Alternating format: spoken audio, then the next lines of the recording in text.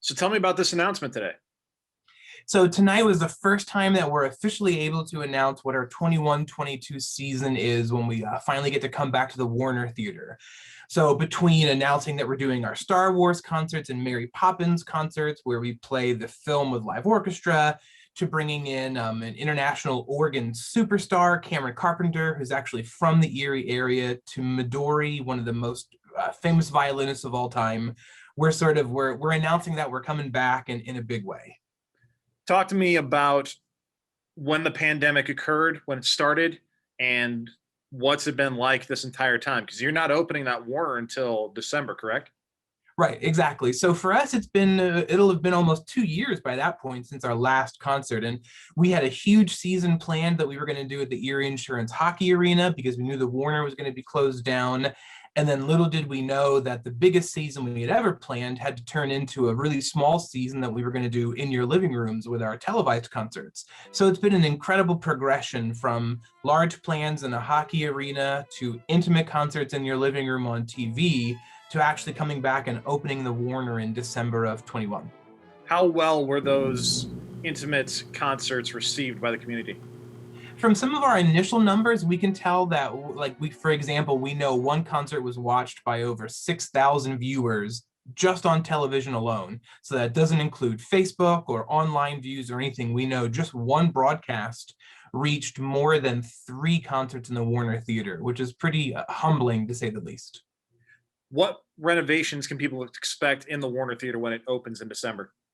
So the renovations are really going to bring kind of the best of both worlds to Erie. You're going to have a historic movie palace from the seats back, untouched, just like 1931, and everything from the stage forward is all brand new. So a new stage, a deeper stage, new lights, new audio system, a brand new acoustical shell. So every aspect of what the orchestra looks like and sounds like is going to be updated and better, and we can't wait. How are the musicians gearing up for this? How excited are they? They're very excited. I know they can't wait for us to talk publicly about the concerts because as a musician myself, I'd be very excited to play Star Wars and some of the other things that we have planned.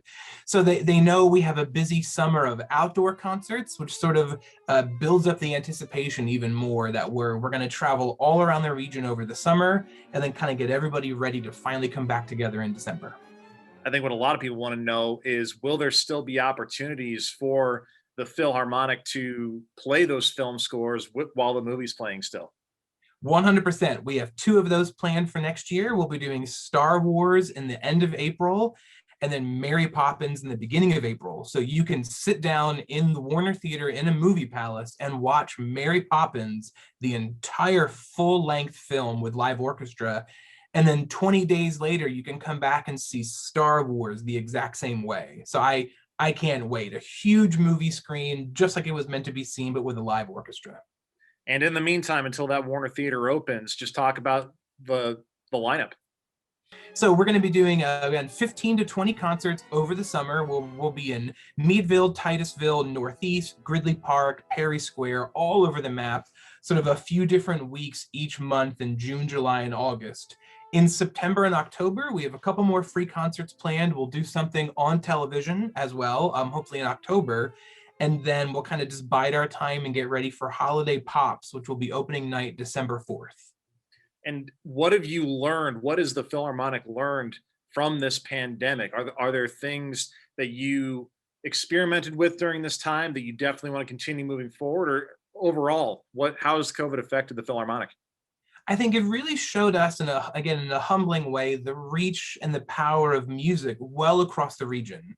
We know that we've always reached people with our concerts and we know people come from out of town, but the amount of out of town and out of Erie responses we've seen in a positive way. After every concert, we get emails from people in Kentucky and other places well down south away from Erie that have been like, I can't believe that you and Erie have kept the music alive. My orchestra in my town isn't playing, but you, the Erie Phil, are. Thank you so much.